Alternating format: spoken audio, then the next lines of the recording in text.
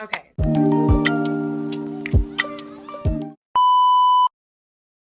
Welcome everyone to episode 2, take 2. We were having some technical difficulties of episode 2 of the Lofi Lounge. We're going to be getting a little bit vulnerable this episode. Trigger warning, going to be mentions of a lot of triggering things. So. Yeah. We will put a disclaimer. Yeah. Lots of thoughts of unaliving and SHing, which if you do not know what SHing is, I'll put a little caption on the screen of what that is, and if you're not entirely sure of what self-unaliving is, I will also put that on the screen, but I'm sure we're all up to speed usually on what that means. So we're getting a little out of our comfort zone today with the vulnerable topics. Yeah, just a tad with our vulnerable topics, but I'm sure this is what everyone wanted. Yeah. Hopefully this will maybe help somebody or inspire somebody, maybe make you feel a little less alone.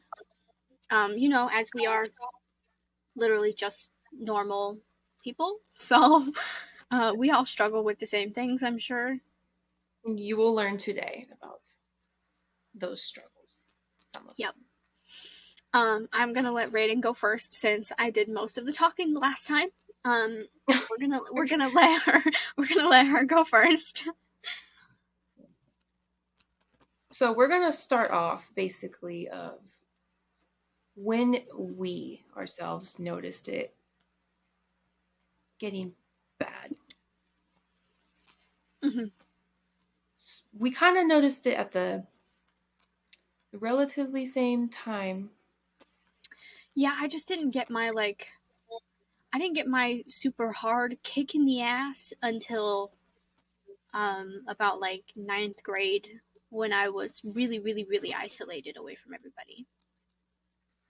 Mine started in about 5th grade. That was the year that I lost my great-grandfather, and things just kind of went downhill from there.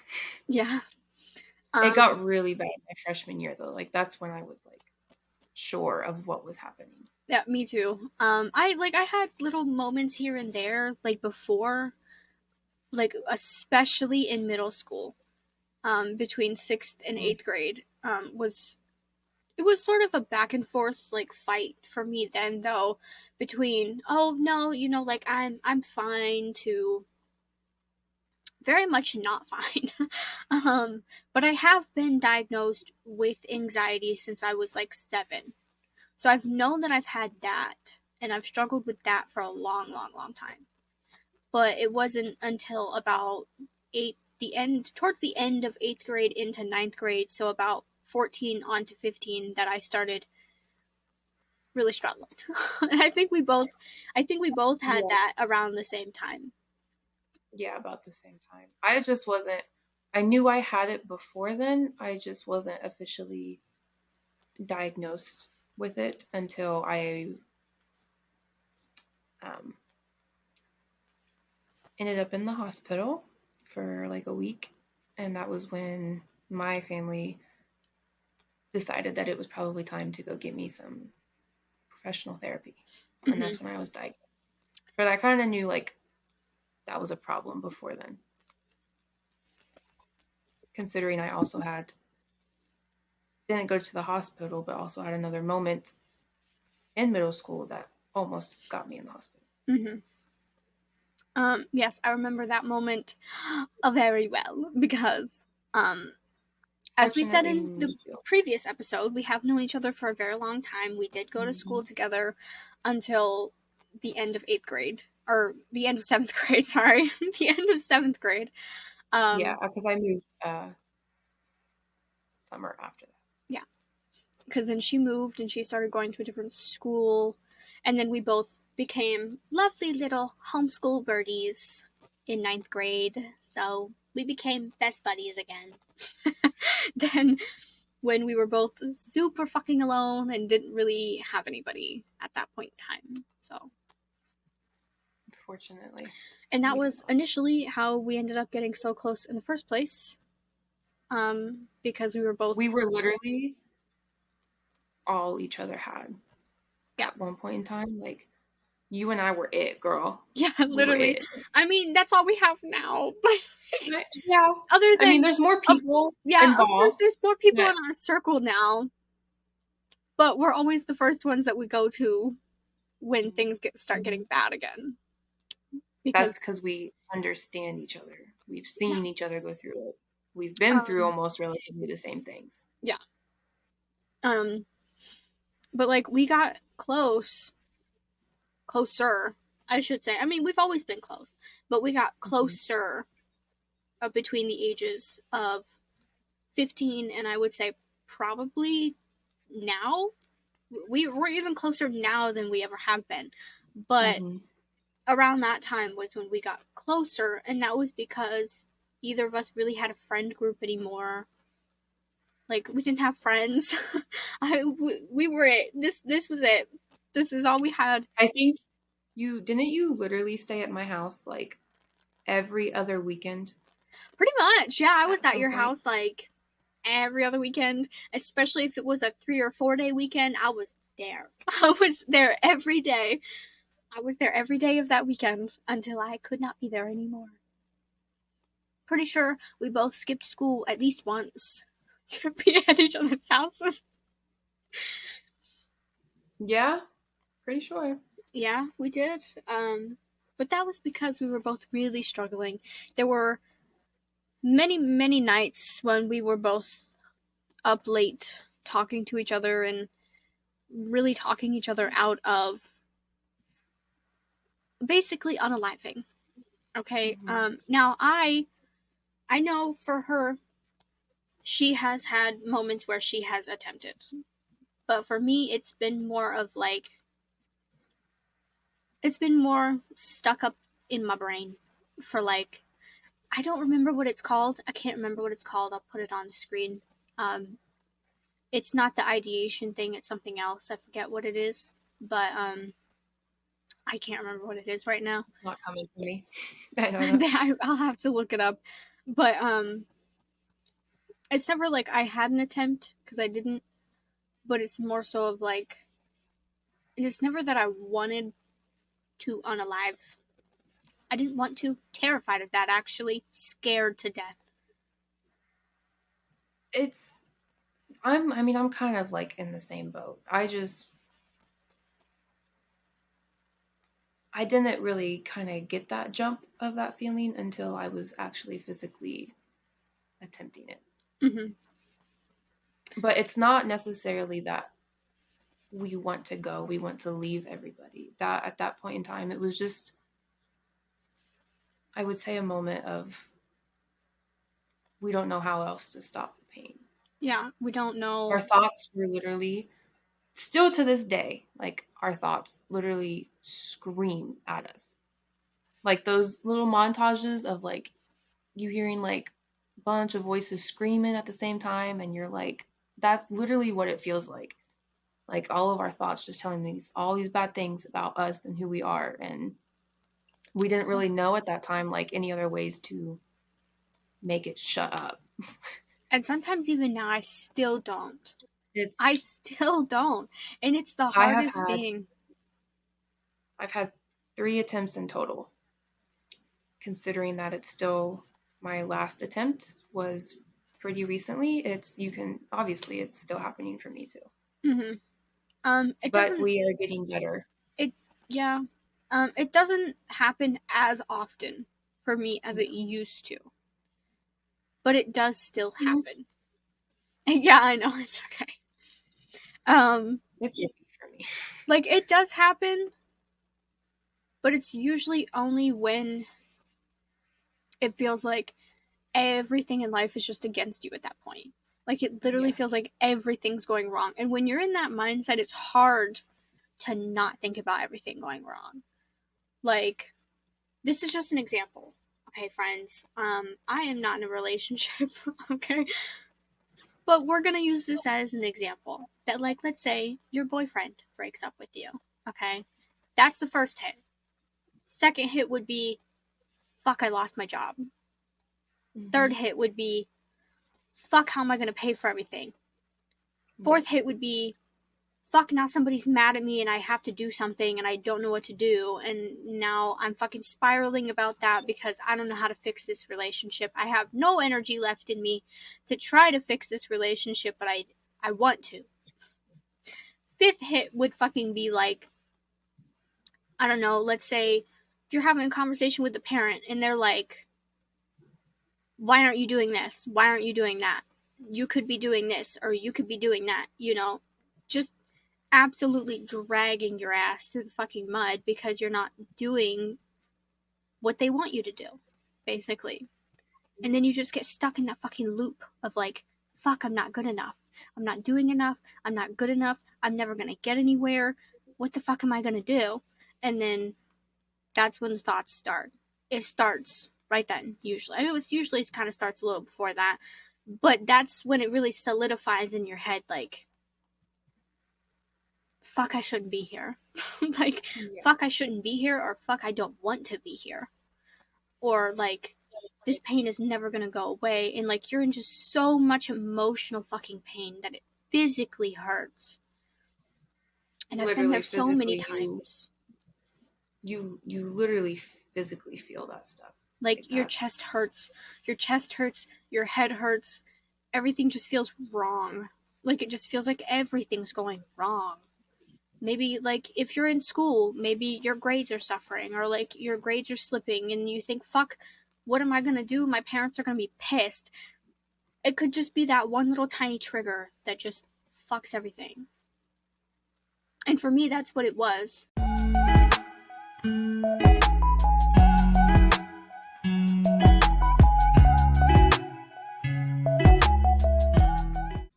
Cool. Because I like that intro a little bit better. Take motherfucking 3. Fucking take 3! Okay, let me just start that whole spiel back over, basically. Okay, I was an honor roll student all throughout my entire schooling career until I hit 9th grade. And because homeschooling was so new to me, I didn't know what the fuck I was doing. I didn't know what was wrong with me mentally. I didn't know why I couldn't focus. I didn't know why it felt so boring. And like, also, burnt out gifted kid syndrome. Hit you like a bitch. I had that real bad. Did not realize that's what it was, on top of very bad social anxiety at the time, as well as depression hitting me in the ass. Didn't realize that that was what was going on until much, much later. And started dealing with thoughts of unaliving a lot more frequently during that point in time. Because I was 15, literally ripping up college papers because I didn't think I was going to go. I didn't think I was going to get in because I was failing. And I just gave up. And when you give up, shit gets bad. So, like, yeah, it got bad after that. The SHing started a little bit after that. I do not have scars anymore because I didn't do it in a way that was gonna leave anything behind. Now, for any of the family that is watching this that does not know that this happened, very sorry that you're finding out this way. But there are things that I don't like to talk about sometimes. Obviously, I'm talking about it on the fucking internet. Whatever.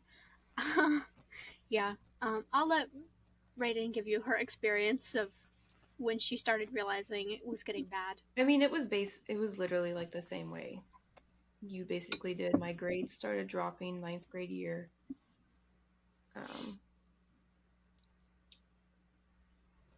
I was in some pretty crappy relationships during that time too. And Sadly. That's just kind of when like my home life was really shitty. And I didn't want to be here anymore. And that's... Yeah. I'm sure we all share in that experience. quite a bit of not wanting to be here anymore, especially over the course of like the last 4 years or so. Mm-hmm. Not that I was going to mention this because I wasn't sure if I was comfortable with it, everybody finding out this way, but being a part of, you know, a certain community Mm-hmm. of people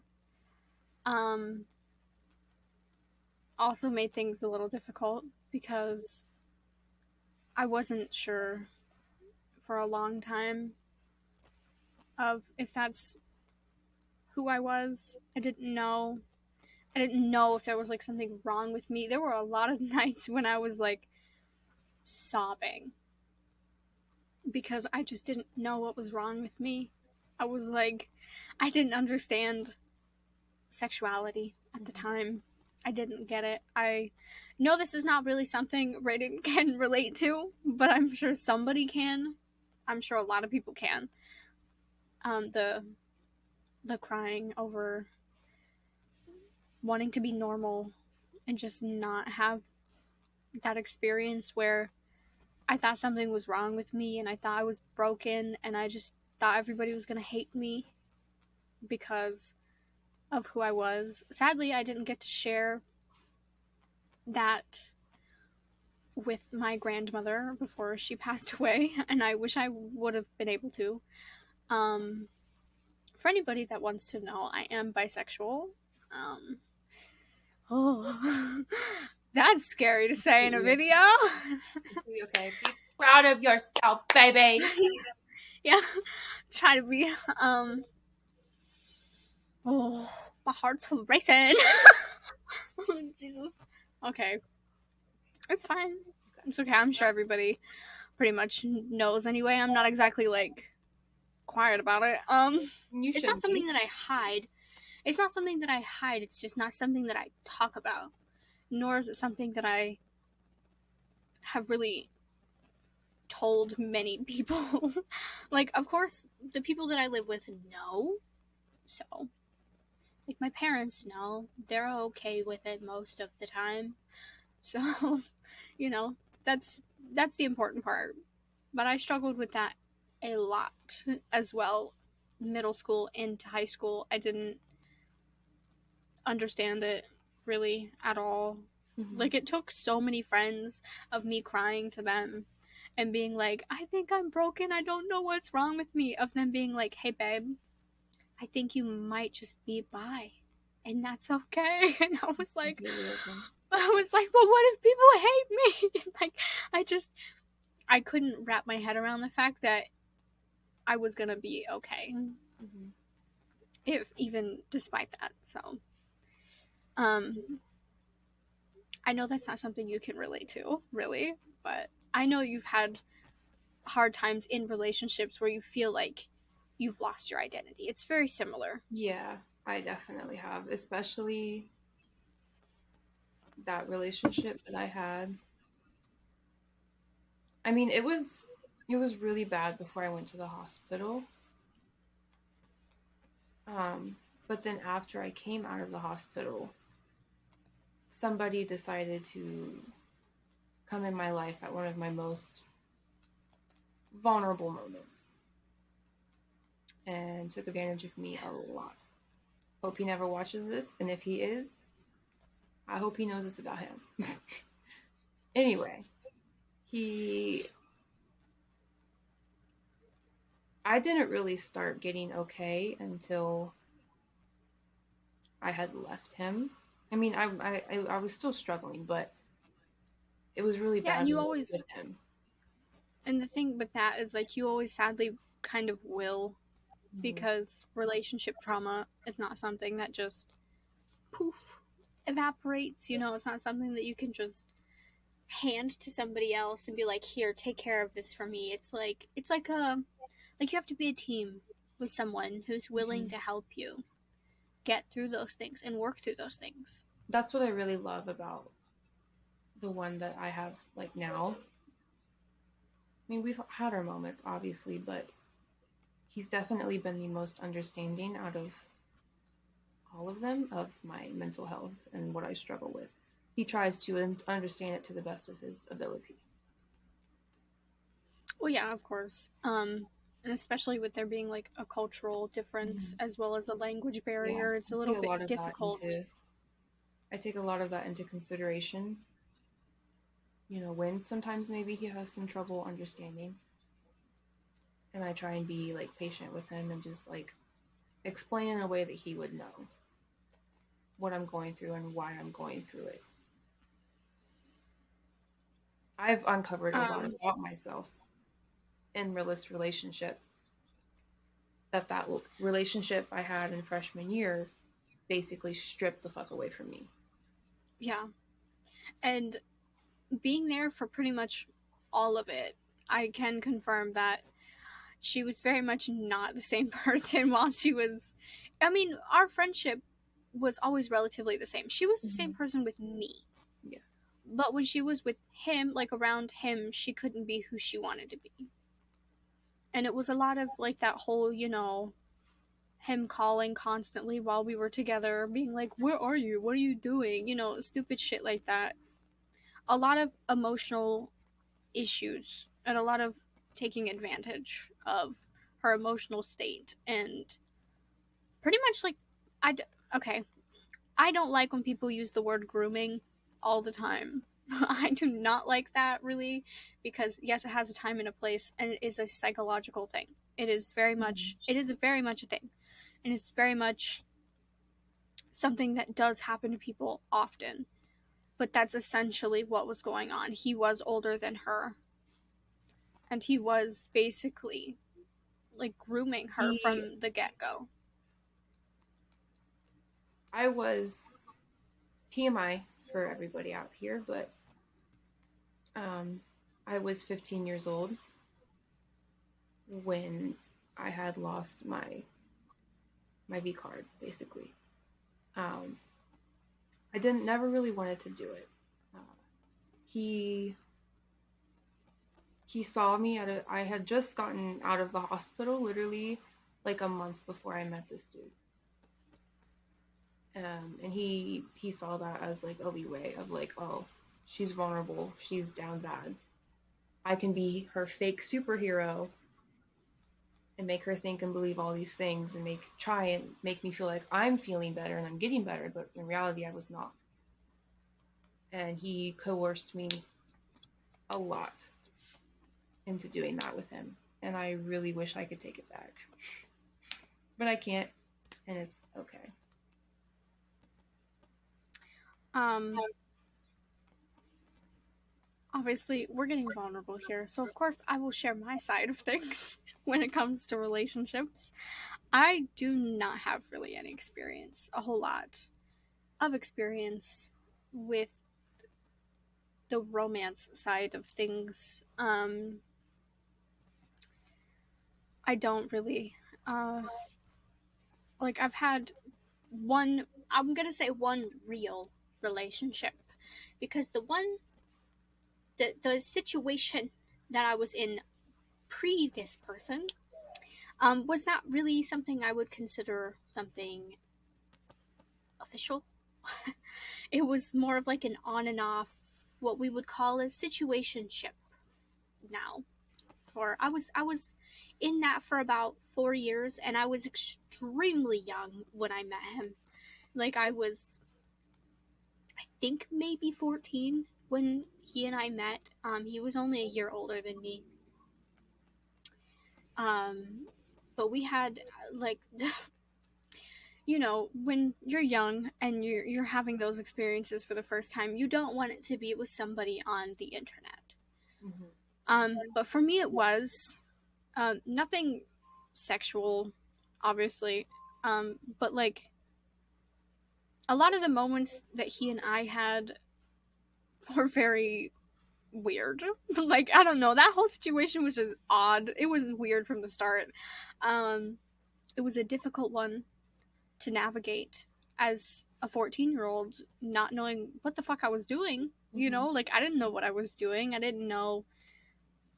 And then about 2 years later into it, I thought that he was going to be the person that was in my future for a long time. Obviously he is not. He's actually blocked on everything now. Not sorry about that at all, actually. Can you hear her? A little bit. It's okay. It's okay. It's fine. We already warned them in the last video, so if they don't know by now, then... She's in her bed this time. She's watching cartoons, so she will not be in the But second relationship, or not second, I'm not even gonna say second, first real relationship was when I was about 17. He was probably a little bit older than me than he should have been. I also met him on the internet. I had literally all of my firsts at 17, pretty much. First kiss did not go well. If he watches this, I don't give a fuck. Sorry. That did not go well. They'll get over it. It's okay. Listen, it was 5 fucking years ago. They shouldn't have You've been all moved dicks, on. okay? Don't be dicks. Yeah, like, you've all moved on by this point, so it's fine. Don't get your panties in a bunch. Yeah. But that relationship was not great either. We were on 2 different pages when it came to a lot of experiences. Because, TMI, for people that don't want to fucking know, I do still have my V card. That is not something that I have lost, or given to anyone.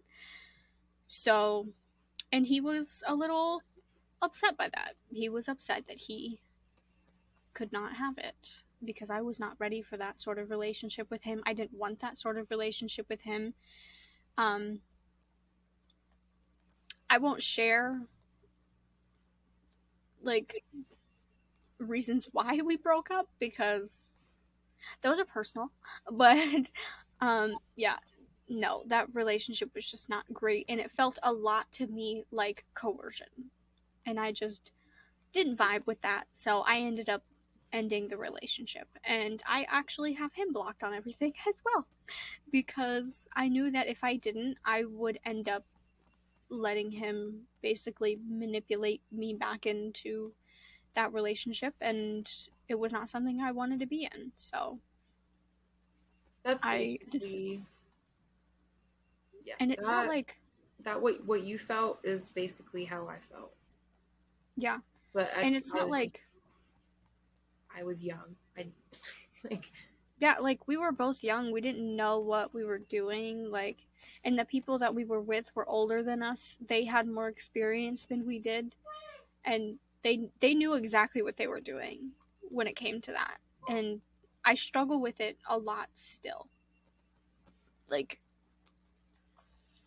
especially when it comes to being vulnerable with people, I have a really hard time with that. Because being 23 and still having a V card, it's a little difficult to navigate sometimes. Because, like, all the guys that you meet, whether they're a little bit younger than you or a little bit older than you or a lot older than you, doesn't really matter. They all have basically, like, years of experience by that point, and I don't. And I don't want to end up doing that with the wrong person, and a lot of people won't date me because of that, and that's a very difficult thing to navigate, and it almost, in a sense, starts to make you feel like you're not lovable. Like, yeah, it does start to. I can understand that. But it's not something that you should ever feel ashamed of. No, and, like, I'm not really... It's not something that I feel bad about, per se. It's the thing that's where it's like...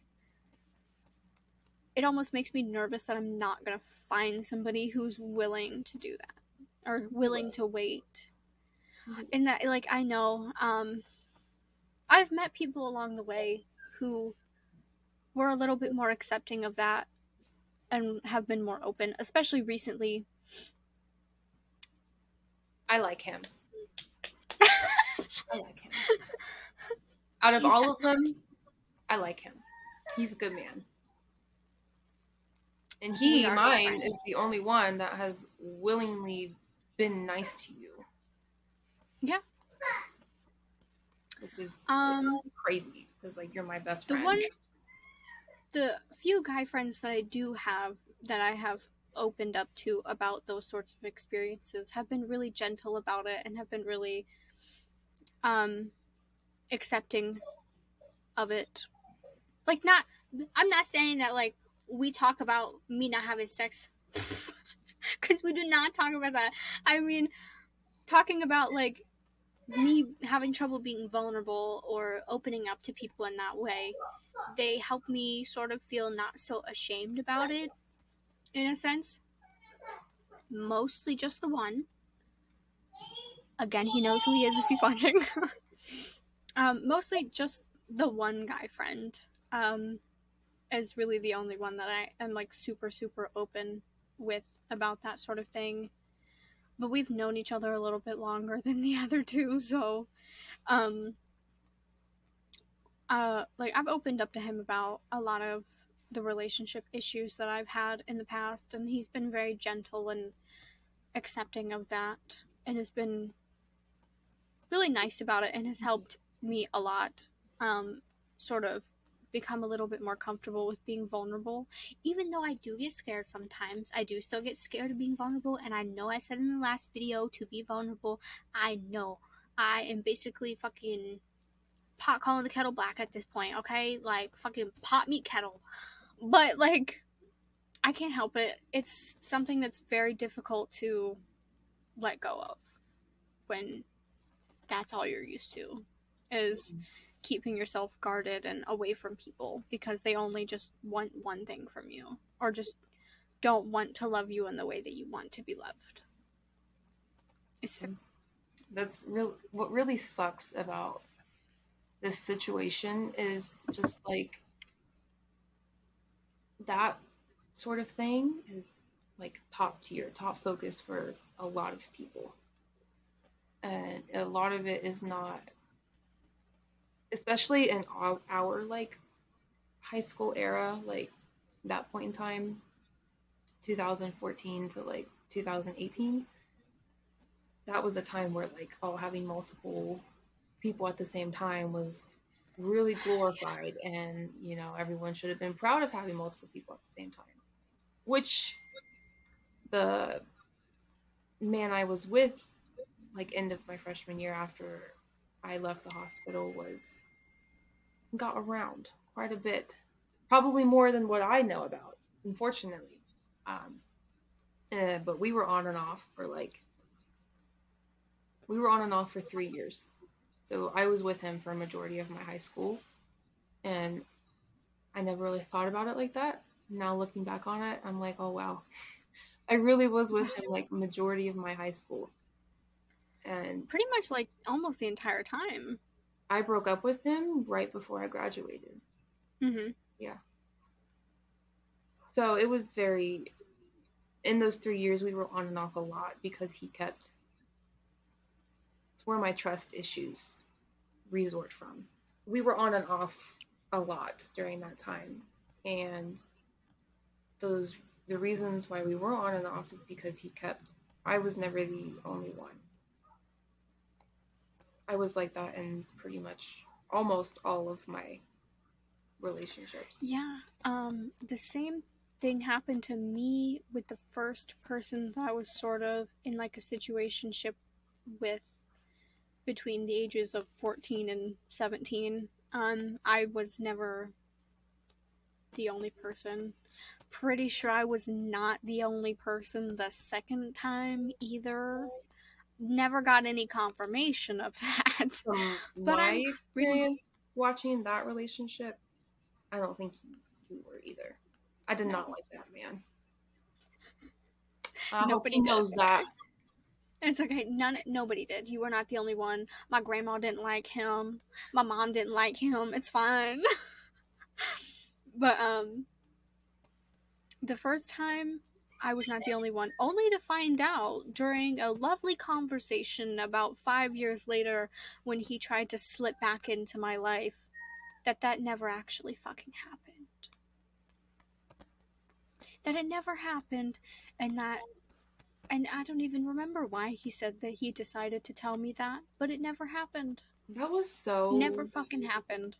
And I went through all of that fucking pain and heartbreak at 15 going on 16 for no fucking reason. He literally obliterated my self-esteem and my trust issue, like amplified my trust issues by 10 just to tell me fucking 3 years later almost that it didn't happen. And I I was don't know like, why he did that. Like, that is such a. For one, I don't think I've ever known anybody to say that they did that just to say that they did that, but they never actually did it.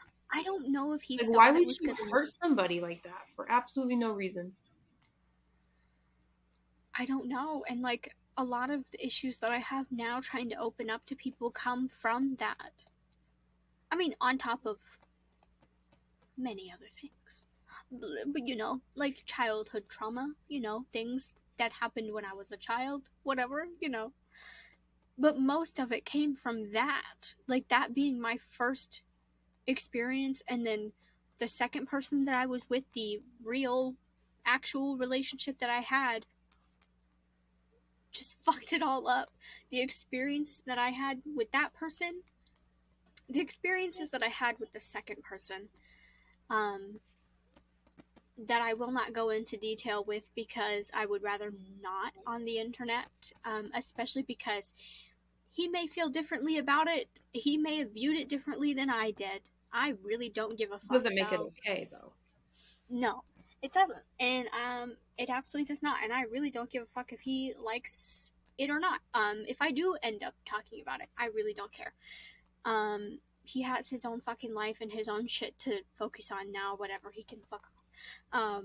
But the experiences that I had with that person really, really fucked up my mental health during that point in time. I remember not wanting to shower a lot at that point in time because I didn't like being naked.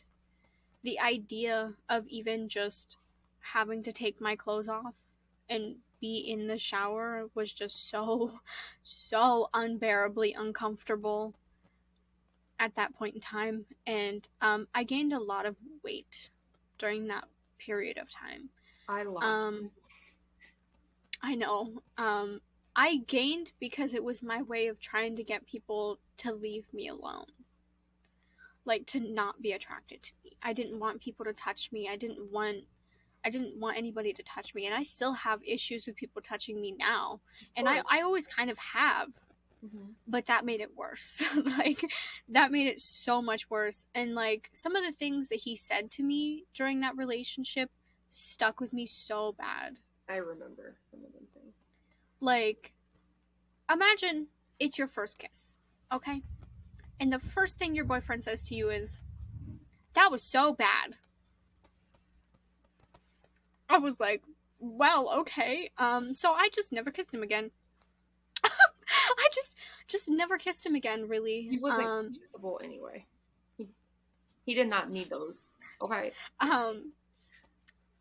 Like, I mean, like, don't get me wrong, I did kiss him sometimes, but only if he asked me to, because I felt like I was gonna make him uncomfortable if he didn't ask, Mm-hmm. you know? And, like, I didn't want to kiss him because I was like, oh, well, apparently I'm not good at it, so I'm not gonna continue to do it, and clearly you don't like it, so I'm not going to do it. Like, so I just didn't. And, like, after that, I just have not talked to anybody romantically since, so. I mean, I've tried. It has not been for the lack of trying. Definitely has not been for the lack of trying. But when you know that you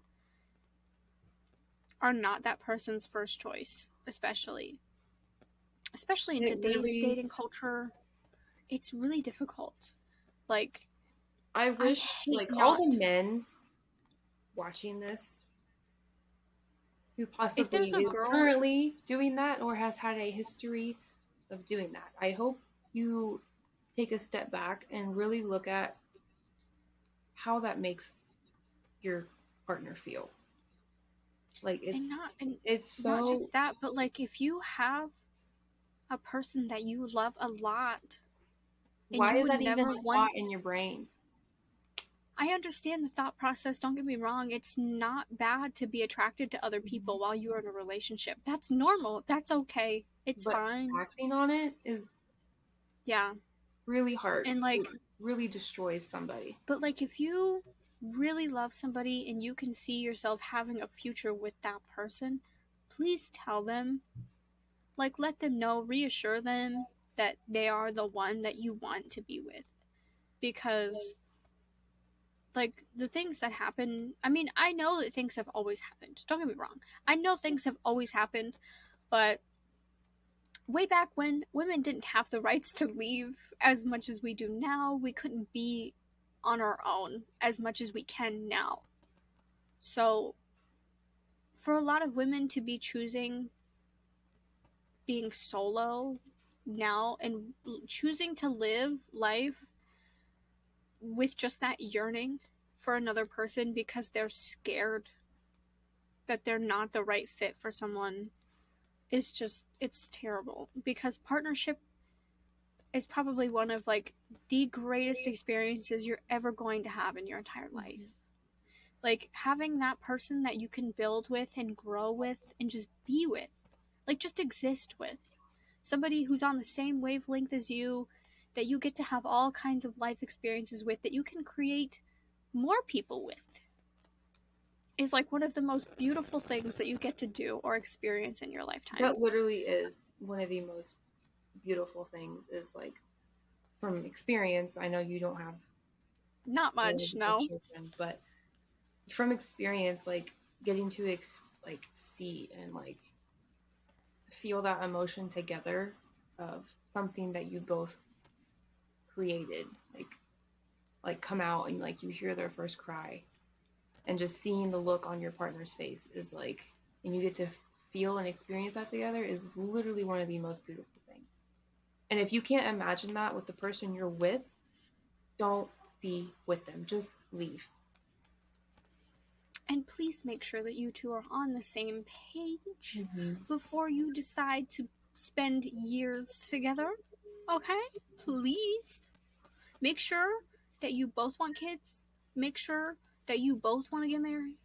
And make sure that y'all have all your shit in order before you decide to spend years and years and years and years and years together, before you realize in maybe like 10, 15 years, fuck, we don't want the same things. Like, when people say don't talk about that in the beginning, absolutely talk about it in the beginning. I understand it feels too soon to get that open with somebody, but it's important. If you're dating to build, if you're dating to marry, which I don't know why else you would be fucking dating,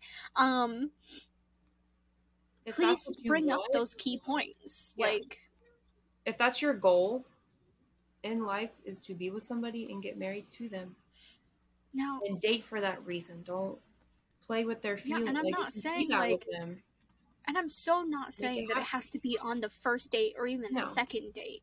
But if you're feeling a really good attraction with this person and you have really good chemistry, maybe a month or two in, maybe like start talking about those things. Start bringing those things up. Like, hey, I was just curious. Do you want kids someday? Like, how do you feel about this? How do you feel about that? Like, just make sure that you're on the same page along the way.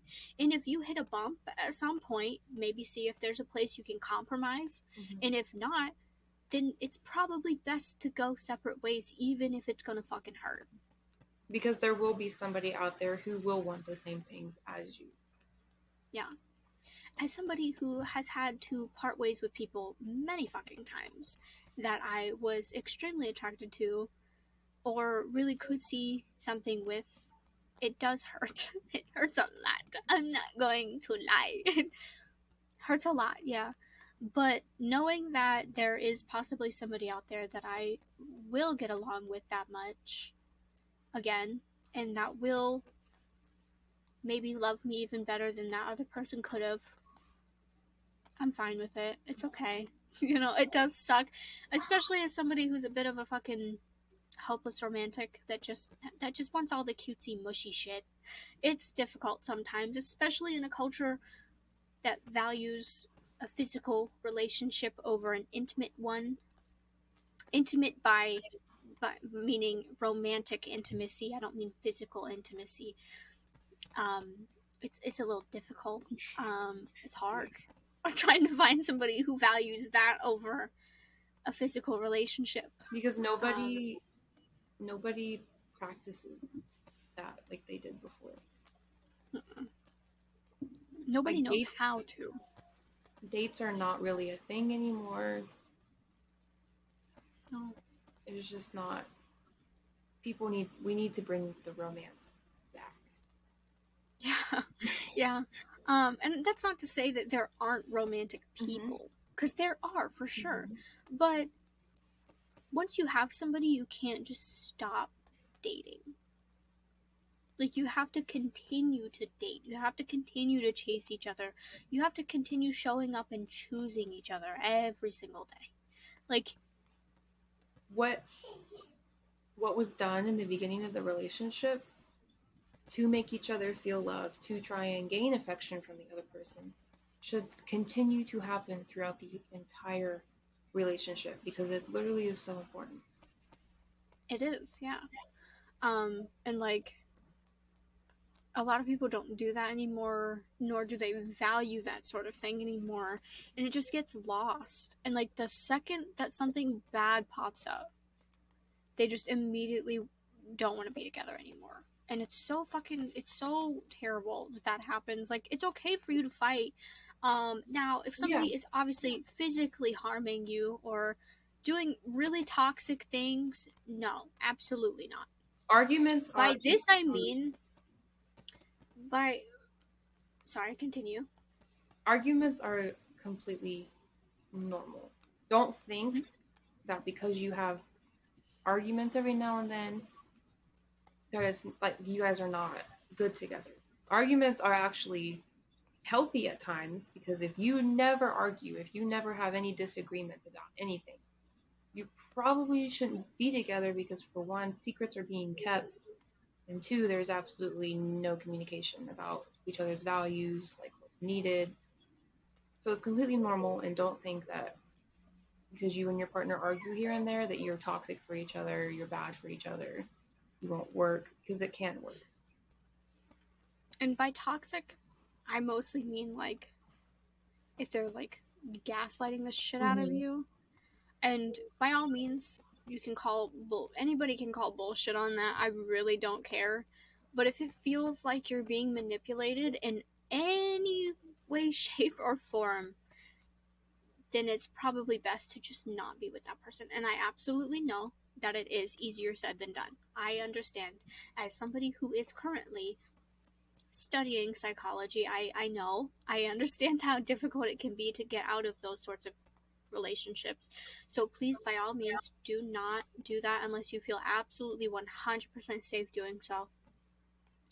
And only do so if you have people that you feel safe and comfortable with going to, who are able to help you. If you don't have a lot of people in your circle to help you out of that situation, or if you want to tell your story about whatever you're experiencing, you guys are more than welcome to comment that. Yeah. If you want to comment that, or you can directly message our Instagram, and we will look at that. Yeah, and there's also the forum will be linked in the description too. You can always leave it there. We will have no issue like finding resources for you in your area, finding phone numbers for you. We will happily be that support that you feel like you can go to and you can relate to, because we have been, I mean, I know people go through really bad things, but we have been through a lot of it in the books. Yeah. I have witnessed a lot of DV firsthand, so I understand the mental pain and the psychological shit that happens when it comes to that sort of situation, especially if you have children with that person. I understand.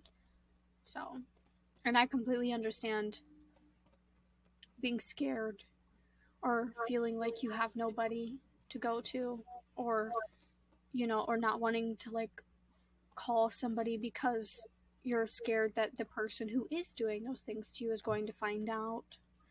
I understand. I've witnessed a lot of those things firsthand. There have been experiences in my family with that sort of thing. Um, I have not experienced it myself, but I do know people that are very close to me who have experienced it. I can And most basically especially, sorry, go ahead. you're good. I can basically say, like, from experience, if you feel like you're being isolated, or the person you're with is trying to isolate you from everybody, which from experience, the person that I was with before literally tried to turn my own mom against me. Like the stuff Yeah. that he said about me, a lot of the And times like I'm just like, he even tried to isolate you away from me. mm-hmm. And like he tried to get us to like turn on each other and like not be friends. Like he used to do shit all the time to try to like piss us both off at each other, and like it He, was horrible. from experience, they do that to you because when you are isolated and when you are completely alone, you are the most easiest to manipulate, to gaslight, to control, and whatever aspect they want. If you're alone, if you have nobody, they can do what they free willingly want.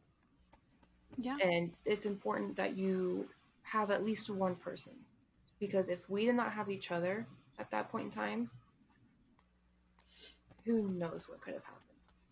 Yeah, Miss Girl would probably not be here, and neither would Little Miss Girl. So, and I would be insanely sad and alone. We we basically watched each other, like, both of our home lives were very shitty. I mean, at the same time, um, mine was really bad. Like, just the environment that I was in was not healthy. It was toxic. It was not healthy. So we also had bullying we had to deal with at school. But then I felt like I couldn't come home to a safe spot. Like I went to school, it was going on, and I went home, it kept happening. I did not get a break unless I was literally sleeping. And it was at that point in time, like that in my head was like, I don't want to be here. I've had 3 attempts in total. I had one in middle school, I had one freshman year, and I also unfortunately had one relatively recently, um, due to Sorry, postpartum. yeah. Waterworks are trying to start. I said this was not gonna happen. But But literally, like if it wasn't for you, I would not be here. yeah, I'm the same way. Like, my home life was not as bad Hmm. on that scale.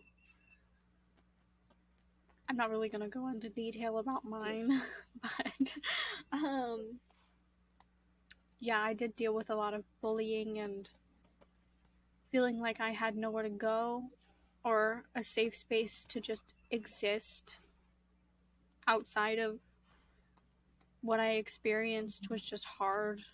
Like feeling like even now I still feel that way a lot of the time. Like feeling like I don't really have like a safe space to just exist and be is hard Okay. at So times. sorry that I lost my car. It is Now you okay. can't come see me. It's okay. Um, but it's hard and feeling like you don't have a safe space, Hmm. especially at home, where that is the most important safe space for you to have. Like your home is supposed to be your home. It's supposed to feel like a home, and when it doesn't, it's hard. when you just feel trapped and stuck, targeted in literally whatever environment you enter, you Alone, just, yeah, isolated. like you just want to escape it. And A lot of the time, a lot of the feelings came from like feeling like I was not from here, like this planet. A lot of the time, like I wasn't meant to be here. I wasn't meant to have this life. Like not in a selfish like, oh, I should have it better sort of way, but in like a, wanting to way, wanting to unalive way. Um and like now I struggle a lot with people showing me any kind of affection, or I struggle a lot with believing that people actually like me or enjoy my company. Um, it's hard for me to believe a lot of the time because a lot of the friends that I had then were not friends. They were they weren't friends. They were using me as like a placeholder, pretty I much. and it sucks too because once I left and I moved and changed schools, that seems like when we became once we no longer had each other physically, that's like when it became a big problem. And it's like Yeah. all of a sudden we were outcast. And I mean, we've always kind of felt like I don't know, we're really into like astrology, which we will probably get onto that later on in more episodes. Which bonus points if anyone can guess our big three in the comments below, or at least our zodiac sign. I would Yeah. love to know your guesses. Um, I'm sure you'll be able to guess my rising sign if you follow those. but it's like we're more knowledgeable of what we feel and kind of how we're feeling them. Basically, like we're both really into meditation, and so we feel, how do I say this? Like we feel like we fit better in the astral realm Yeah. spiritually, like that. Like there's just too many mean people here. Yeah. Like we are Too many mean spirited people like we are for such me. kind, like gentle-hearted. I mean, we've all made mistakes. Everyone does. Nobody's perfect. But we are like one of the most kind-hearted, most gentle, most welcoming people you could ever meet. And it seems like everyone that we are usually around most of the time, at least until recently, they were just bad people. And we were just how do we get away from this? Why do we deserve this? Like we've been nothing but nice to these people and we've done nothing wrong to deserve any of this. But yet we're still treated like we were like. And I'm just gonna touch on a little bit of what I have experienced, like towards the beginning of the year. This is not the blame of anybody, really. Okay, but a certain experience I did have towards the beginning of the year with a certain person. We ain't naming names. He does know who he is. He does not know about these feelings, but that is okay. Um, he'll find out now, I guess.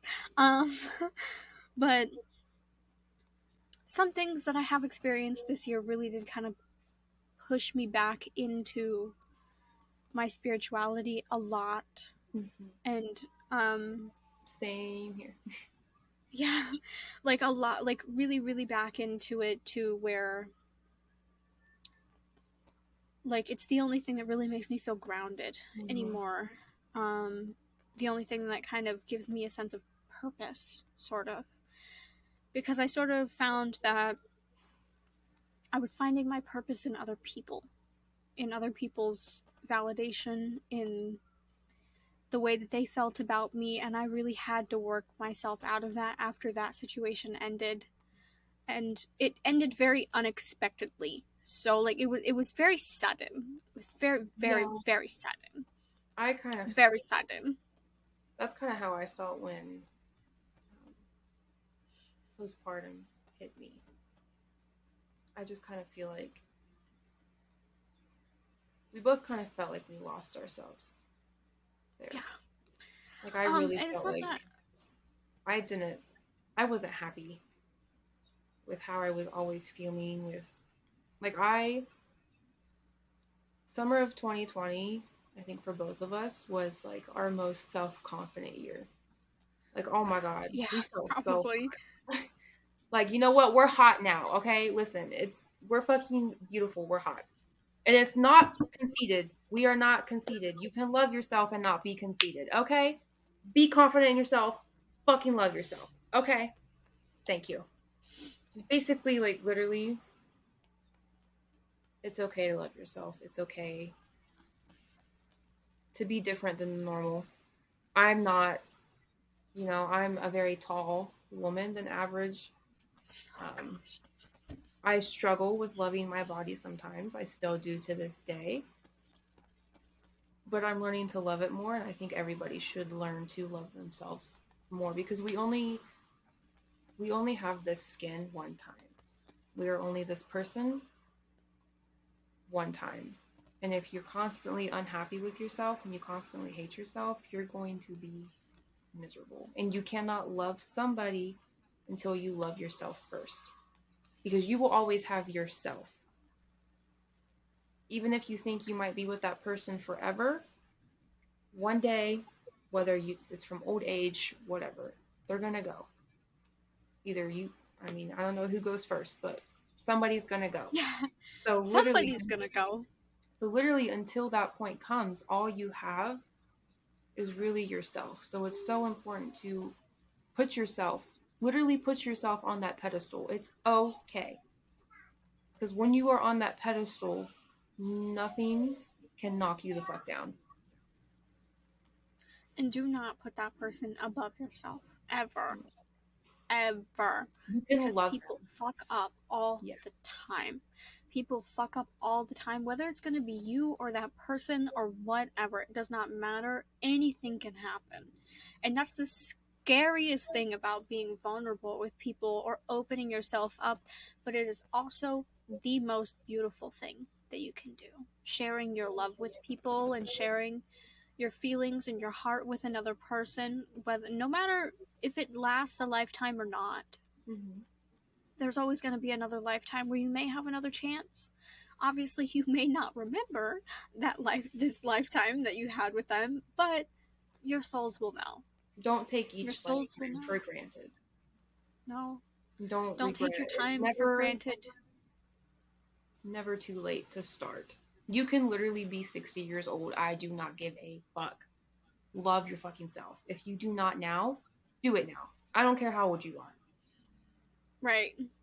And please, please, please make sure you are raising your children Yes. with the mindset of you are good enough, you're beautiful in the way that you are, and you will always accept them no matter what happens. Oh Yeah. my god, that reminds me. Happy Pride Month. What the fuck? Oh yeah. We forgot. Happy Pride Month. Happy Pride Month. Um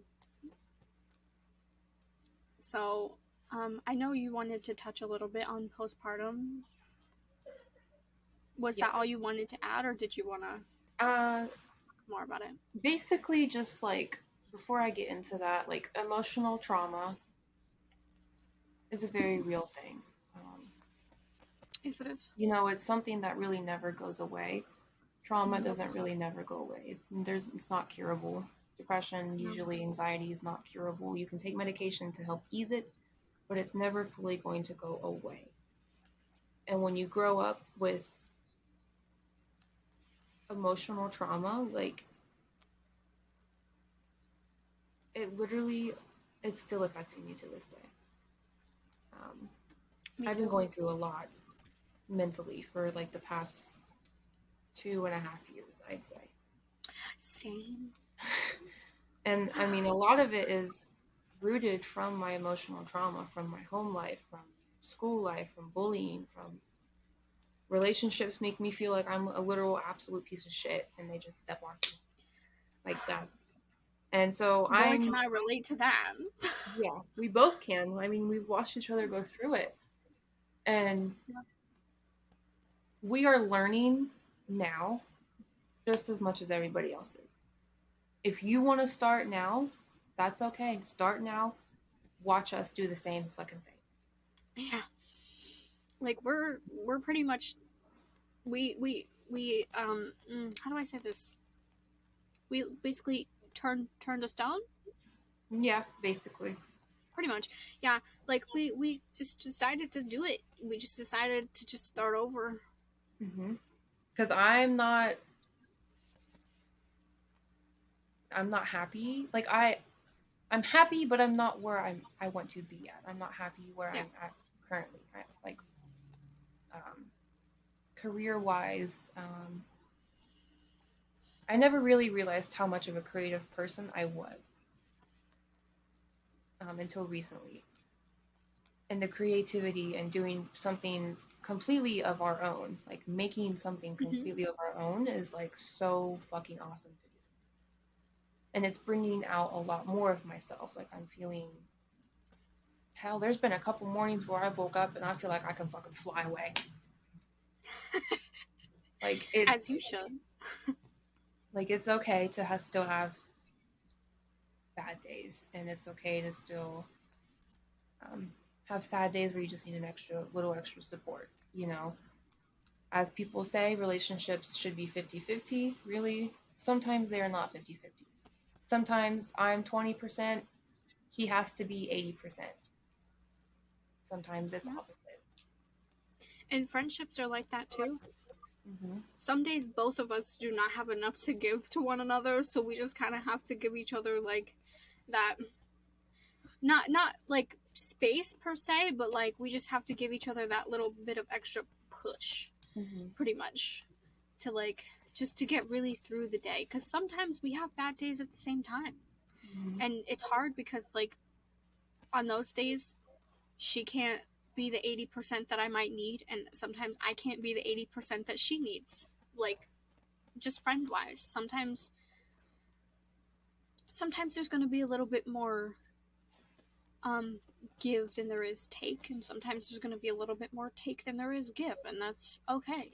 Like, especially with relationships, don't feel bad if you feel like your partner is taking more than you're giving. That's okay, because if they were not comfortable with it, then they would communicate that with you, and you would be able to work it out. And if there's days where you two don't have enough to give to each other, then you sit down and you make a plan of how to be kind to one another and how to give each other what you need that day based on what you Especially can give. being in a relationship with somebody that you know has had some sort of emotional trauma, whether it be childhood, whether it be currently, all of the above. If you are dating somebody you know for sure has some sort of mental illness or emotional trauma, you have to be prepared to be that Yeah. extra for that day. And if you can't, it's okay. Literally, we have days where we just are on FaceTime just for each other's presence, but sometimes we don't even say anything. No, we're usually Just sending like, reels back and forth. yeah, we make each other laugh. And we just Yeah. like, just have being, if you have to literally just sit and lay in somebody's lap or arms and just sleep just to feel their presence, if that's all that's capable of that day, that is okay. Yep. Just don't be dismissive when it comes to that type of Yeah. situation. Don't get like frustrated and be like, oh, what am I not doing right?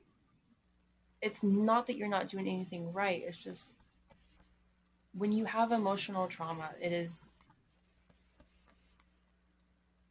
something that's very hard on the brain. And it can literally, like, you can just wake up and just literally, like, your brain is like, no, we're not going to be happy today. And you have no reason why. And it's Yeah. frustrating when you don't have a reason why. really frustrating. And then when people get mad because we're in that kind of position, well, then it just makes us feel like more like shit. Oh, like, why can't we be normal? Why can't we just be happy all the time? And it's not possible to be happy all the time. Yeah.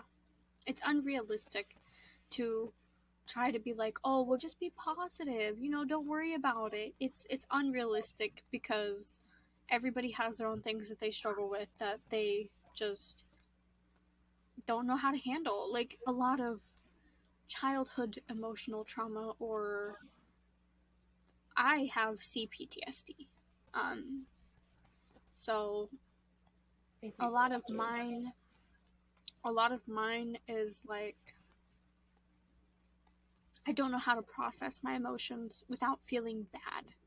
In a sense, like bad, and like I get angry at myself, I get overwhelmed, I'm overstimulated, and I need to be alone. I need everybody to leave me alone, like, because I can't figure out what's wrong.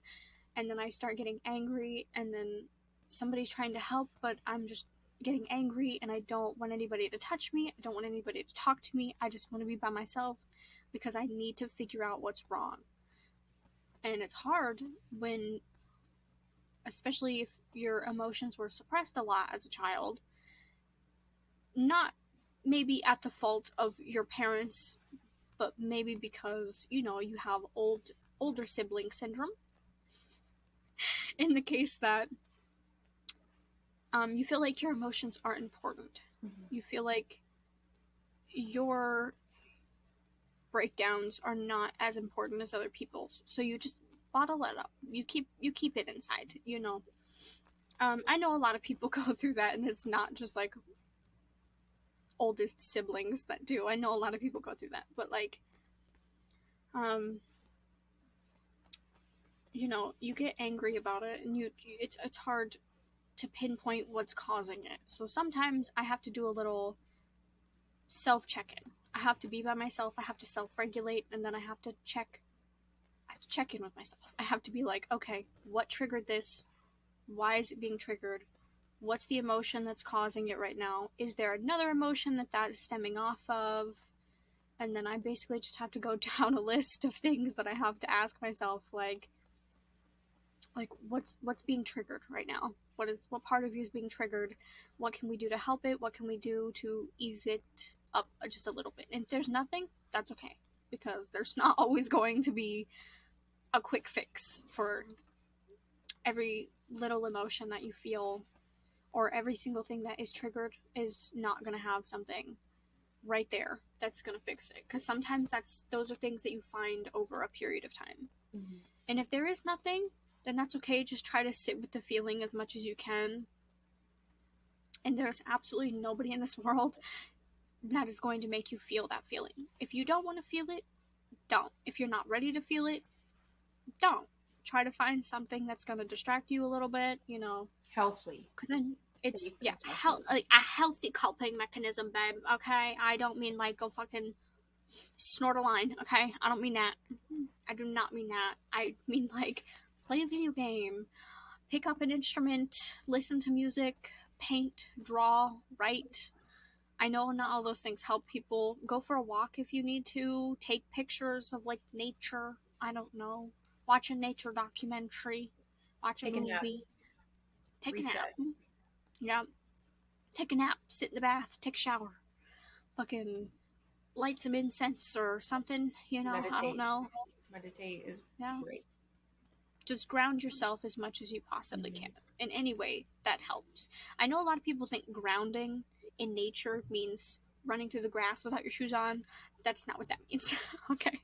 That means just enjoying the life and the beauty that you have around you, pretty much. That's all that means. It doesn't mean like you have to get naked and run through the woods. Okay? That's not what that means. I mean, hey, if you want to, if there's nobody around, do it. By all means, go ahead. All the power to you. All the power to you, babe. Go ahead. Like, if that's what's gonna help, go for it. But like coming just make from sure that nobody is around. Yeah, please. Don't go streaking up in here, right? No. But from us growing up and having an unhealthy coping mechanism with SH, Um, it's not. A lot of SH and maybe a few other things thrown in there, like lots of self sabotaging and lots of keeping ourselves trapped in bad situations because we thought that's what we deserved at the time, or maybe even basically just hurting ourselves emotionally over and over and over again because that's what we thought we deserved. Yeah. Because that was the mindset that we grew up with. And it's hard to take yourself out of that mindset. And I know maybe some people. Go ahead. Go ahead. What? Did you tell me to go ahead? Yeah. Okay. And I know some people that are watching on my side of the family may not resonate with the things that I say. That's okay. You don't have to agree with what I say, but it is my experience, and I'm just speaking from what it was in my point of view. Mm-hmm. It may not have been that from your point of view or anybody else's point of view, but just from my point of view and the impact that I know that it had on me emotionally, that is all that I am speaking from. Not trying to point fingers or accuse anybody of doing anything. I'm just speaking from the impact that I feel that it had on me. And that is all that I can speak from, is my experience and the way that I perceived it. Yeah, exactly. We've done a lot of, we've learned a lot about ourselves in the past couple of years. I started to do really good summer of 2020 and kind of into the beginning of 2021. But then obviously I got pregnant unexpectedly, which, you know,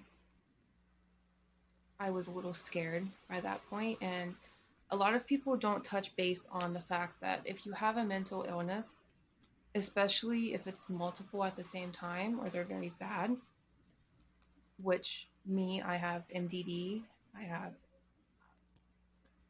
major depressive disorder, I have chronic anxiety disorder, I have PTSD, the CPTSD.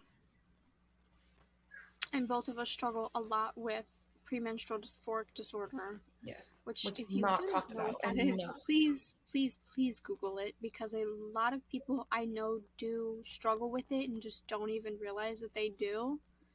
It's very, very, very difficult. And if you're a person that has a period, I'm sure you understand like what that means and how it feels if you were to Google it. It's called PMDD for short. Yeah, PMDD. It's real thing. Basically caused by your menstrual cycle and hormones and things. They still don't really understand why it occurs, and they don't. There really isn't anything that works to help it, other than self-regulating and self-soothing and just having a support system, pretty much, and people that understand what you're going through. Continue. It's having all of those. I was not really I know people talk about postpartum depression, which I also did have, and I will get into that. But a lot of people don't talk about what is the word I'm looking for? Prenatal depression. Sorry, lost my word. Prenatal depression. It's very real, just as postpartum depression is. And unfortunately, I experienced both of them. I was doing really good. I was loving myself. I was feeling confident. I was feeling happy.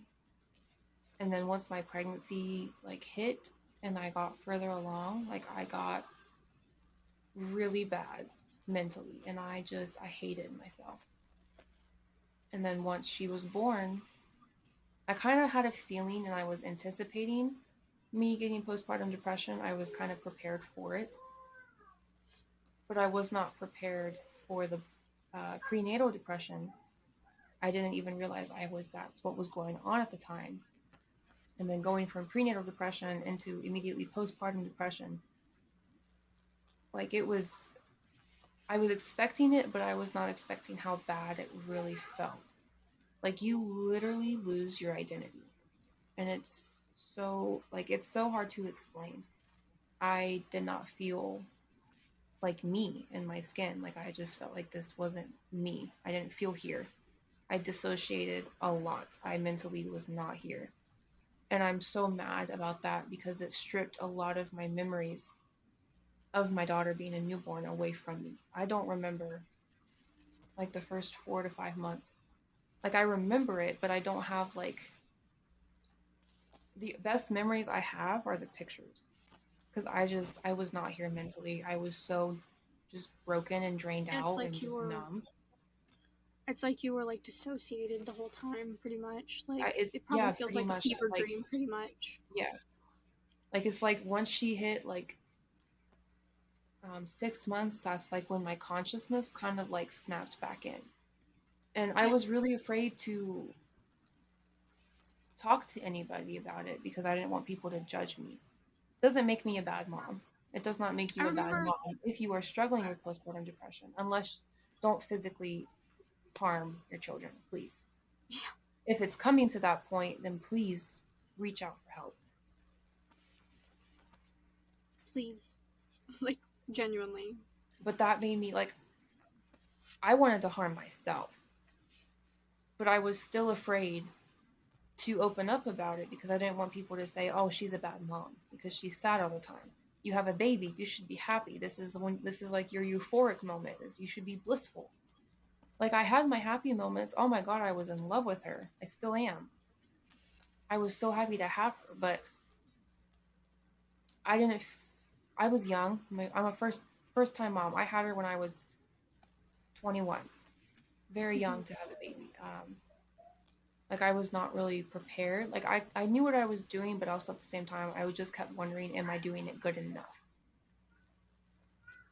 And I hated myself. I hated the way I looked. I still struggle with that to this day. But it's something that I'm finally learning and getting better with it and learning how to cope with it.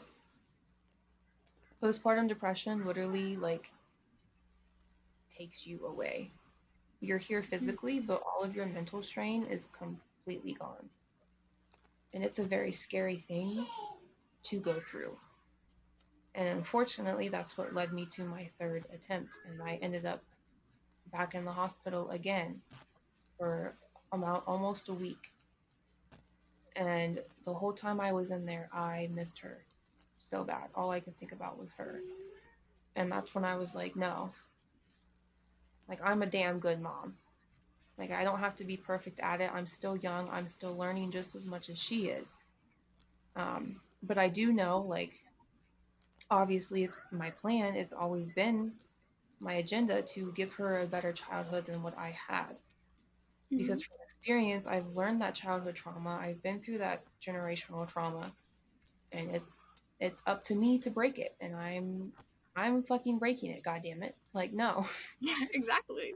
like Yeah, I feel much the same way with that whole wanting to give my kids a better life, mhm, making sure that I have kids with the right person who is going to want to raise them in the same way that I want to raise them, make sure that I have somebody who's not going to be loud and mhm, abusive and, like somebody who is hopefully okay with not physical discipline because I will not be physically disciplining my children. that causes a lot of trauma. I mean, maybe a lot of people don't realize that generational thing. I get it, but the stuff that a lot of people go through today is due to that, like being It's due to physically suppressed abused. it's due to suppressed childhood trauma Hmm. and suppressed emotions surrounding that, like maybe shame or anger, resentment, maybe all of the above. But generally, a lot of it does come from having some kind of suppressed emotions from childhood.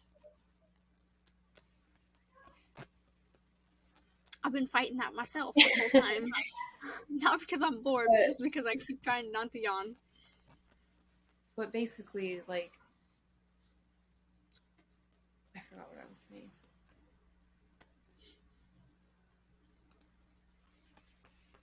Oh, being in the hospital away from her and kind of like thinking to myself, like, oh, this is what she could be doing right now, and I would not be here to witness it and to experience it. Yeah. And I'm like, I'm still learning. I need to be a little bit less hard on myself. I'm a damn good mom. Like, she's so freaking smart. Like, oh my God, anybody that's close to me, they always tell me how much of a happy baby and how freaking smart she is. She's only a year She's and so a half, smart. and she's doing so many things that kids by like 2 years old would be doing. Like, she's so advanced, she's so smart, and I learned that I need to be a lot better on myself and just realize like she's gonna get what I wanted and she's gonna get what I wish I would have had growing up with support.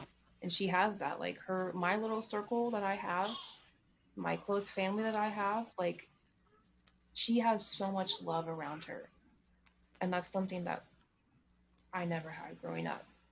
And then having my car accident a little over a month ago, where I literally, which by the way, wear your fucking seatbelts. Okay?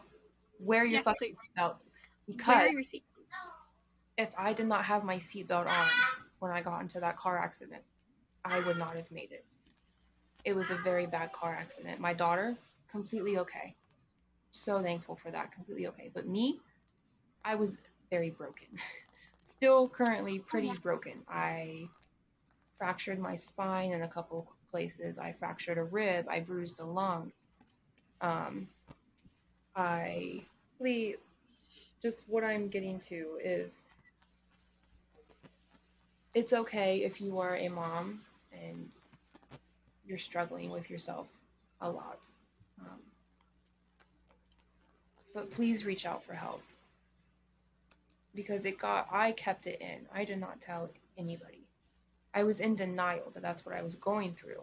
I was just like, oh, I'm just hormonal. Um, but it got to the point where it got so bad to where I literally, again, tried to unalive myself. But after my car accident, I I had multiple broken spots. I fractured my spine in multiple places. Still healing from that. I broke my rib. Um, I bruised a lung. I don't know how it happened, but the crash was so bad that something from my engine came through my dashboard and punctured me in my knee, completely punctured a hole in my kneecap, and completely ruptured my knee joint. Um, Yeah, I and they remember. told me that if I did not have my seatbelt on, I literally would have flown through the windshield, and I would not be. She was actually on her way to my house. I was. It was my So we could birthday. celebrate her birthday together. And yeah, that was a great experience. We were actually on the phone with one another when it happened. We were on FaceTime. She was on my dashboard. Yeah, I was on her little phone holder, okay? Where I always was. So it was very scary. I nearly watched my best friend fucking die. That was lovely. That was great. Oh wait, I shouldn't say die. Unalive. I It's nearly okay. saw her unalive. Yeah, I remember you sending me the pictures of the car and literally just I breaking down did not in the know. middle of like what? I didn't know what the car looked like. I refused to look at it as I was getting out of the car. Oh my God, if I could hug every single one of those people that helped me that day, I wish I could. If you're watching, I can't explain to you how grateful I am. Thank you for helping my best friend. Yes. Because I was not there. I'm so, like, my daughter was completely untouched. She was completely fine. And I would literally, like, I would jump in front of a bullet for her. Like, she's like my literal everything. And I don't know how it happened, but something came through my dashboard and just fucked my knee up. So I have to now go through physical therapy for my back and for my knee.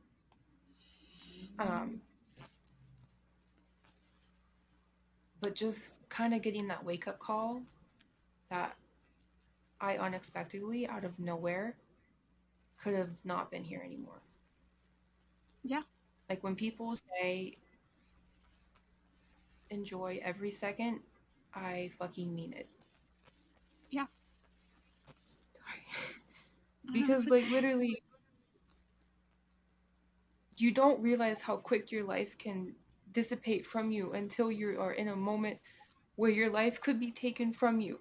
And I know I've attempted many of times before, but at that point, I did not want to go. It was not in my plan to go. No. And just hearing the doctor say, like, you were so lucky you had your seatbelt on because you would not be here if you did not. Please wear your seatbelt. When people say it saves your life, it literally saves your life. And enjoy every fucking second that you have of life. I know sometimes it's shitty. Life is not meant to be easy at all. It's not meant to be a piece of cake. But please understand, I've recently learned, and I'm still learning, that it does get better. Even though I'm in a really shitty situation currently because of the car accident, I'm now learning to enjoy every fucking second that I have, because it can be taken away and stripped away at any moment, and you are just left with, you don't want to leave your life with any regret, basically, is what I'm saying. No. And that's like one of my biggest fears is having regrets.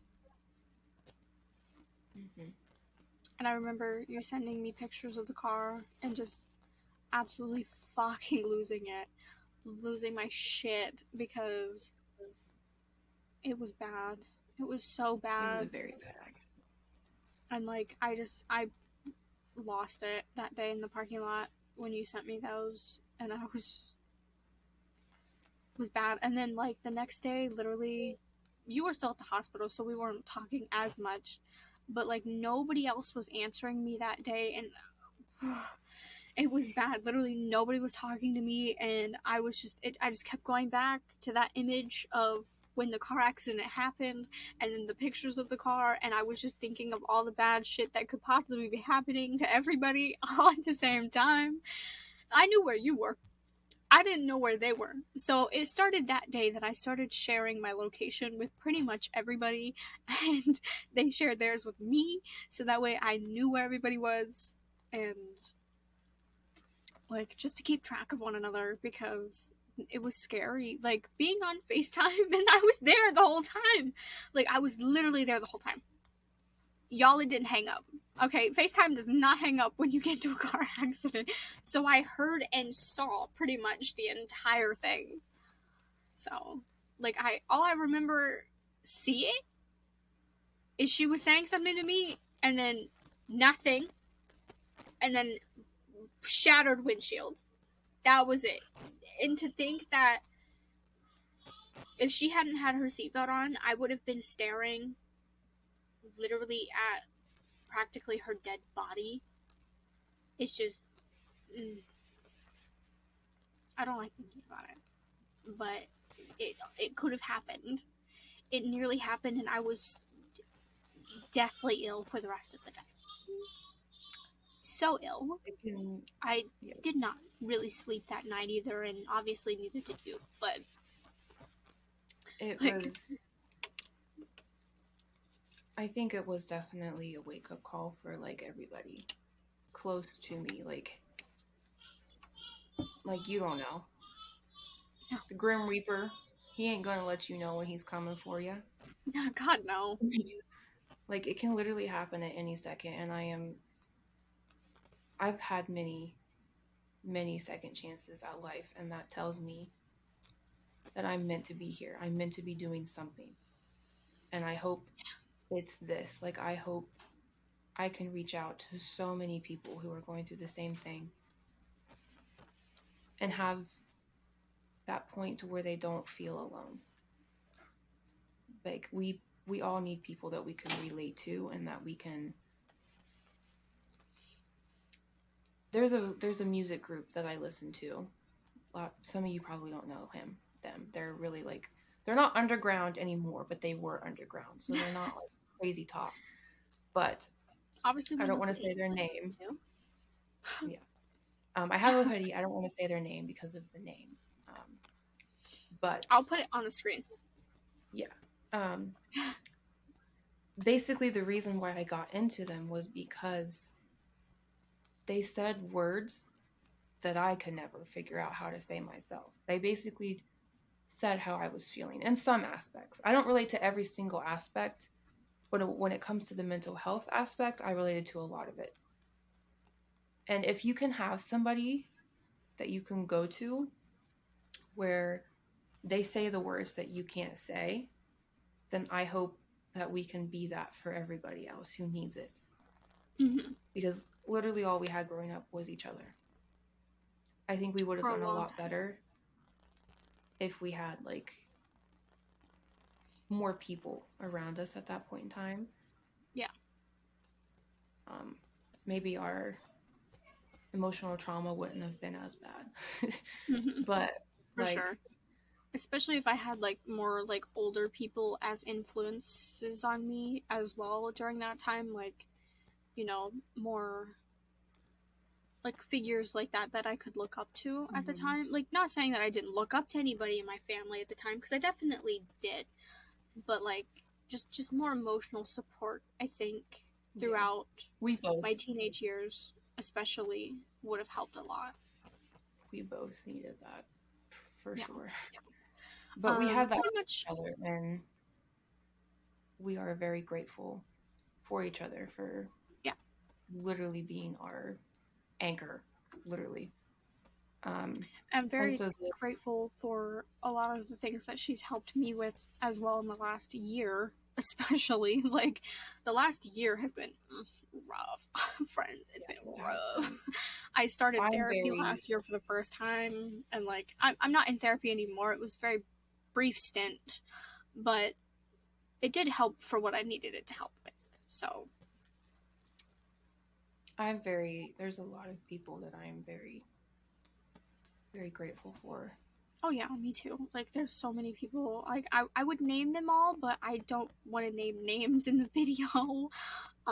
They all know who they are though. Mm-hmm. Like, I tell them all the time who they are. So and I mean, here recently, like, I just keep having like, it's like I'm literally giving these signals of like keep hoping, because it's gonna happen. Like, you're gonna be okay. And recently, just having people come together to help me and my family out in desperate times of need, like, I'm starting to get better emotionally, mentally. I'm coping better. yeah, I'm because it starting takes to a love village. myself again. Yeah, I said it takes a village. It does. It really does. And when people say that, like, they really mean it. It really does Yeah. take a village. Like, it really does. Like, you need people. You need a community. We all crave that. No matter how much you say you want to be alone, we all crave that human connection on that intimate level. No matter who we are, no matter where we are, no matter where we're from, no matter what our values are, we all crave that, and we all know that. It just depends on if you're willing to be open to that sort of thing. It's okay to ask for help. Like, whether literally, I know there's a lot of like societal differences when it comes to mental health, but it does not matter who you are. If you are struggling and if you need help, please ask for help. It does not make you weak. It does not make you vulnerable. It doesn't change anything about who you are. We all go through shit. We all struggle. We all have trauma in some sort of aspect. Like we all Yeah. go through it, and it's just be nice to each other, no matter who each you guys are. Be nice to each other, support each other, because this world will be so much of a better place if we are all just nice human beings to each other. Now, you do not have to be nice to people if they If want they you give to. you a reason, you don't have to be. Absolutely not. No. We mean the people who have not given you a reason. We mean people like strangers. If you don't really know them that well, be nice until they give you a reason not to be. Then do not be nice anymore. Okay, that's it.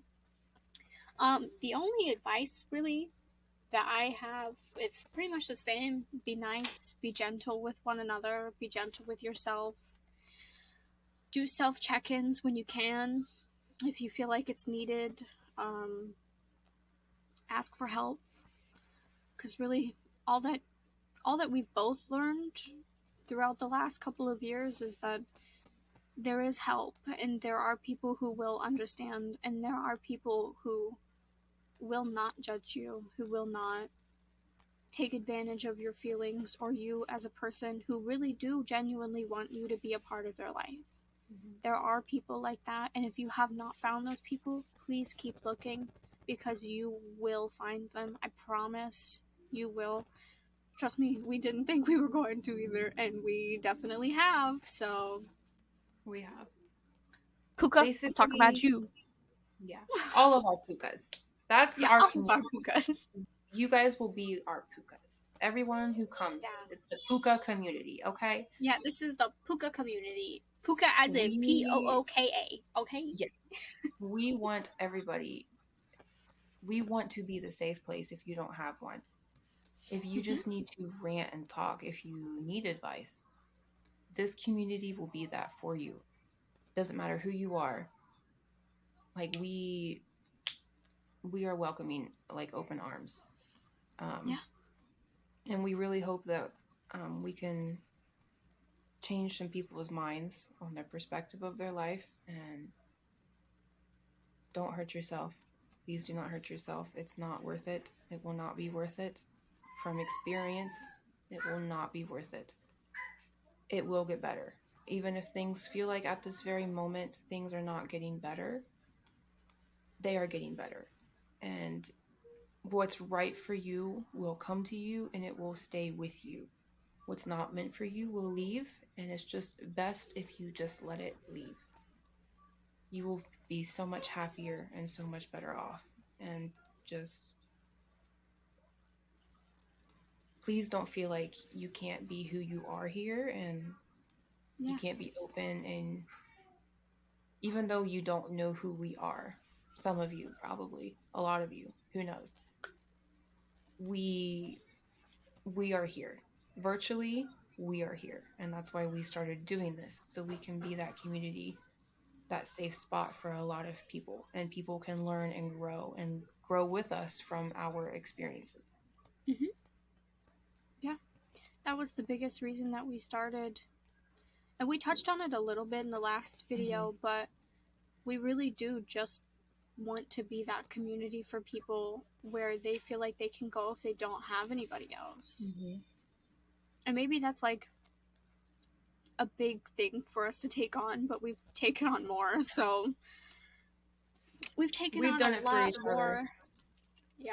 We have big hearts. We've done it for each other, and we can do it for, if We've taken us on a doing a lot more. podcast, if us just doing a podcast and you just listening to us talk about what we went through, and if we can help you understand how you feel or help you relate to anything on how you feel, Yeah. that is amazing, and we would love to do that for a lot of people.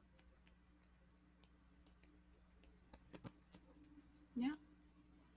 And like, um, obviously we know that just being open and vulnerable on the internet is difficult, but that's okay. Hey, If you we're don't want doing to it. share, you don't have to. If you just Hmm. want to have fun in the meantime here, that's okay. Like we are not We do not require that you have any sort of feelings ever about anything here, okay? Though I will say, if you are going to be a bigoted asshole, please exit stage left. We don't fuck with that here, okay? Okay. No absolutely not. judging, absolutely nothing. Just being nice to everybody, please. You need to be respectful of everybody if you're going to be here. Absolutely no fucking bullying. None. That shit will not fly. Absolutely fucking not. If somebody does something to you, fucking say something to one of us about it and we'll deal with it. But do not be mean to one another, please. Mm-mm. We will be your mothers, okay? Don't Virtual make us mother mothers. you. Yeah, don't make us fucking be mean mommies, okay? Please. Like, don't make us be mean. We don't like being mean, but we will be mean if we have to be.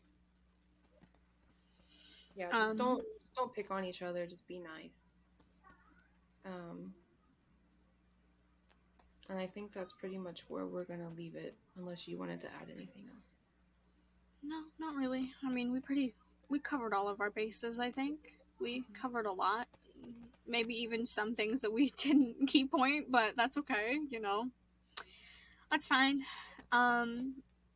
We can do the questions now if you want. And feel free to answer in the comments. Also, all of the links to the mental health resources and places you can donate to will be in the comments. Will be in the description and the comments. So, you know, if there's any organizations or any links that anybody wants to add, please feel free to add those as well. I'll pin them so people can find them easily.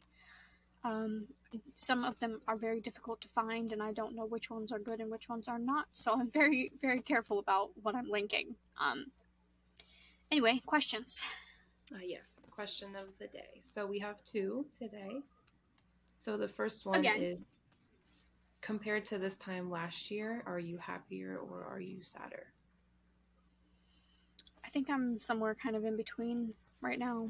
Definitely leaning more towards happier than I was last year during this time, though. Because last year I didn't have as many people as I do now during this time. I think I would say the same. I'm definitely, would I say I'm happier as of now? No, I'm kind of like in the middle, but I think I'm getting happier. I think things are getting better. It's like more leaning towards happier. Definitely away from sadder. We're headed away from sadder than I was. Even though it might be taking a minute and there might be some bumps and curves on the way, we are getting there. Yeah. And like, we definitely both have had our fair share of things that we've gone through this year, but it's definitely has been nothing compared to last year, for sure. Like, where I was last year and the things I was dealing with last year are basically nothing to things I've had to go through this year. I know you probably, it's a little different for you, but for me, the only more bad thing that has happened to me compared to this year to last year is the car accident. Yeah. You know, I lost the car. I can't drive. I'm broken right now. Like, but I'm not gonna let it destroy anything. I'm letting whatever is not meant for me to absolutely leave my life. If it does not serve me, if it does not make me happy, I am fully letting it go. Even if that means work, people, whatever. If it's not meant for me, it will not stay. Yeah. Second question. Who were the people who positively impacted your mental health? Definitely you, my mom, my aunt, even my boyfriend. Like, we've had like our fair share of like rocky moments, me and him, but I mean, he's still always there for me no matter what. And So definitely, like, you four have literally made my worst moments feel like my best moments.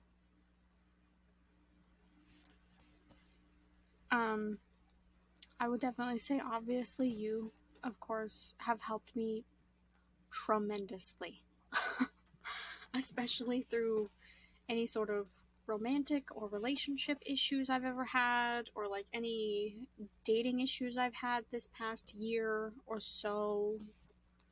Definitely helped coach me through that, for sure. Um, I would say literally all of my friends, Mr. Puka, Mrs. Puka, she does know who she is. She is as well, I hope. If not, her initials are M and B. That will help her know who she is. Um, Definitely just like talking to many people over the last year, like with having my art account and stuff, We, and being able to have that community too really helped mhm. a lot. Um, my siblings as well, like Oh yeah, reconnecting with a lot of them and having them around has helped tremendously as well. Um, yeah, I mean, my parents help as much as they possibly can to the best of their their ability, for sure. When they understand it, of course. that's what I love about like my mom too. Is we've pretty much gone through almost the exact same things, and she's aware of those things. So she has a lot of experience to give me support and words of advice. And definitely, we've had some, we have a good, like, set base of circle of people in our life right now. And it's a really good place to be in, and it feels really good to have those, like, set people that we can always count on. But we have Hmm. literally had, like, superheroes in our lives recently, and Yeah, it's people that really we've nice. really been able to count on, like a lot, to be there and to give us the support that we've needed, like a lot. Nobody has really judged us for anything that we go through. No, It's so nice to finally have that set group of people who you can count on. yeah, and despite any rockiness or weird patches that me and a certain person have had, I am very grateful for him. Hmm. I'm grateful that we're friends above all else. I'm very happy that I have him as well. Um, and no, none of you need to know who he is. He knows who he is, and that's all that matters. Okay. Like, Main pukas is what we will call them. Our main yeah, pukas. pukas. Our main pukas. My main puka. He is. He means a lot to me. Um, Regardless of how either of us feels about one another. Mostly me. That's Yeah, that's what I okay. can say Um, about he's a really mine good too. guy, though. Mhm. Yeah, he's a good man, People make and he, mistakes. People, yeah, some people take a little bit longer to kind of like really learn their traumas, and that is okay. Um, yeah, Mine, there is a he's lot of learning. cultural, huh? I said he's learning. Yeah. Even though there's a lot of cultural differences, he's still one of the best guys that I've ever had. He's an absolutely amazing father. And I can vouch for that Hmm. She very knows. much. As the person Um, who has been here the entire time, okay? Like, yeah, I can very much vouch for that. That he is the nicest and probably the most understanding and greatest person that she has ever been with. Even through the dumb shit that they've been through, even if, Everybody goes through dumb shit. yeah, everybody has And their it's just problems up to and you whether or not you want to take the time to work through them.